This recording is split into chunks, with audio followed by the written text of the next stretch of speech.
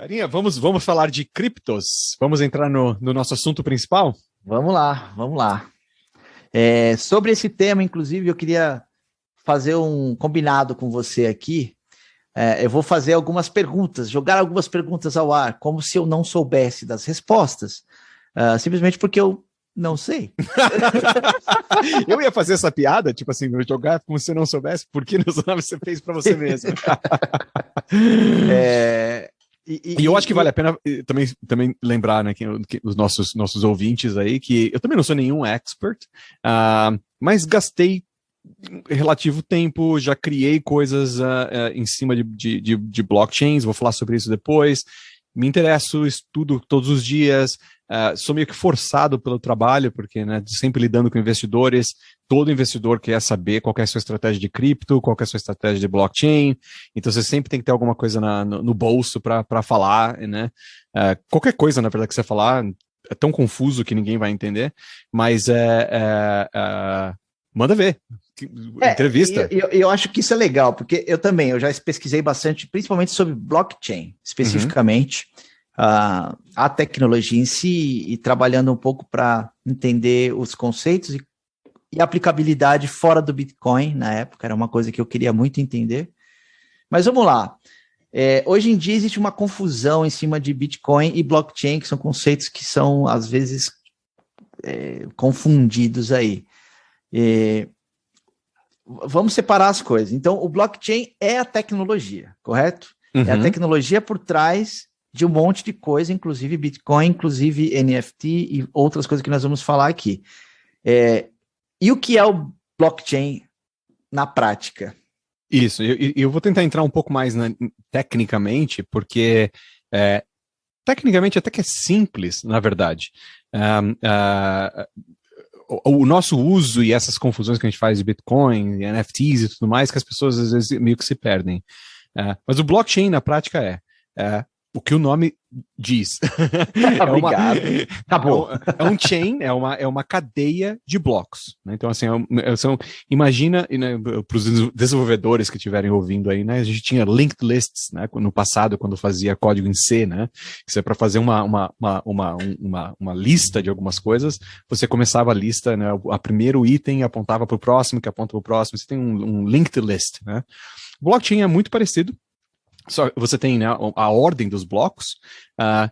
Em geral, quando você monta um nó, então, por exemplo, para trabalhar com blockchain, se eu quiser fazer mineração, que já vou explicar por um segundo, eu tenho que baixar todo o chain, eu tenho que pegar todo o blockchain que existe online, ter no meu nó, ter no meu servidor, na minha máquina, porque isso é toda a história de todos os blocos que existiram naquele banco de dados, né, entre aspas. Então, imagine que seria como se fosse um banco de dados, né, um SQL da vida, onde o log de transações do seu banco é eterno, né, que inclusive é o jeito que alguns bancos funcionam, né? Que assim, o SQL é um bom exemplo, porque tudo entra num log de transações e você tem uma maquininha ali que vai fechando essas transações e projetando nas tabelas que você tem. É que é tão rápido que a gente não percebe isso, né? E ele trabalha transacionalmente ali para nada bater em nada. Mas é um log. Né? Então você imagina que blockchain são vários blocos de dados, né? Com vários dados dentro, um atrás do outro. E quando eu baixo né, o blockchain como um todo na minha máquina, agora eu tenho esse banco de dados de todos os blocos que já foram emitidos.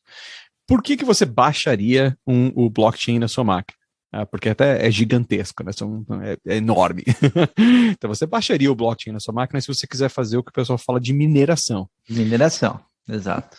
Mineração para você criar novos blocos nesse banco de dados, nessa cadeia de blocos, você precisa fazer o que eles chamam de proof of work, que é prova de trabalho, na verdade. Então, o que é uma prova de trabalho hoje em dia? A maioria dos blockchains, né, Bitcoin sendo um dos maiores exemplos, cada bloco que é criado vai sendo algoritmically. Uma língua agora no... Algorithmically. É mais fácil em inglês do que em português. Algoriticamente. Algoriticamente. Nossa, que palavra horrível. Algoritmaticamente, beleza. Tá, mas através de um algoritmo, cada bloco que é criado é mais difícil de ser calculado. Então você tem um algoritmo que vai dificultando, né, a criação do bloco. O bloco precisa ser criado, colocado na rede e ter um certo consenso entre os outros servidores antes dele ser incorporado dentro do blockchain. Então, para você fazer tudo isso, demora tempo, toma tempo do seu processador, da sua GPU, do seu CPU, e é o que classicamente, a gente vai falar de outros tipos de provas, mas classicamente nos blockchains mais clássicos, a mineração é exatamente isso, é o trabalho que você está fazendo para criar um novo bloco.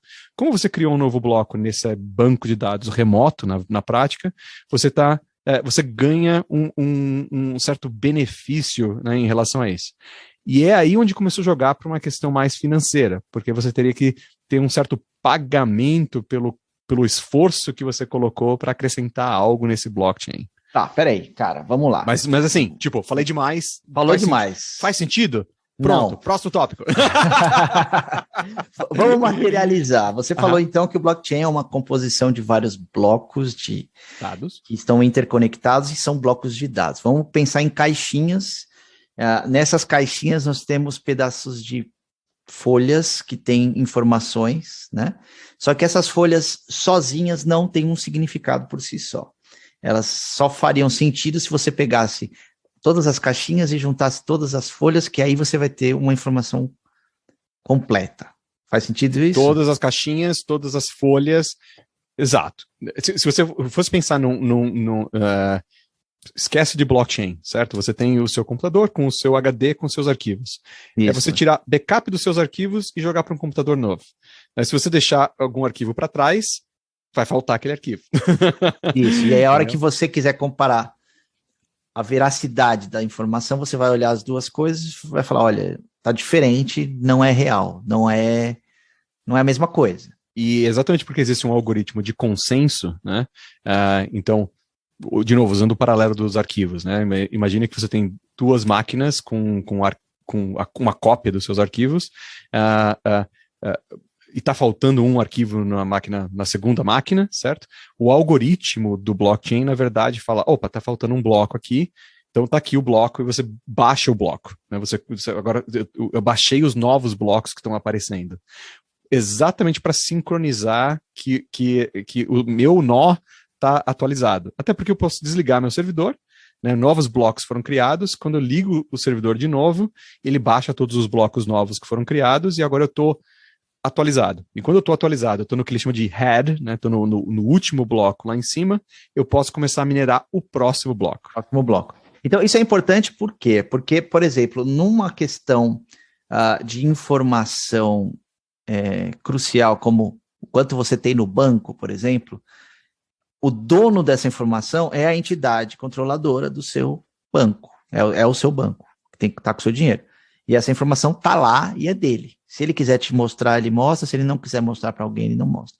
O blockchain descentraliza o controle da informação, porque ele distribui vários blocos e quem quiser ter acesso a essa informação consegue, mas ele não consegue alterar.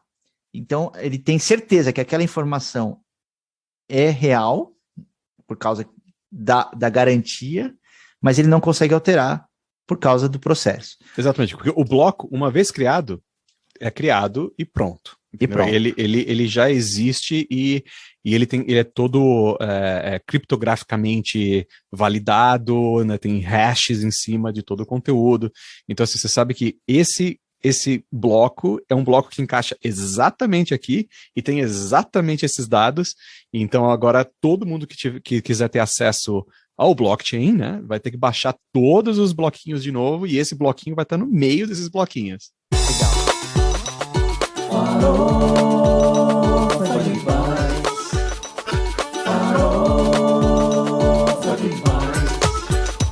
Com bacon.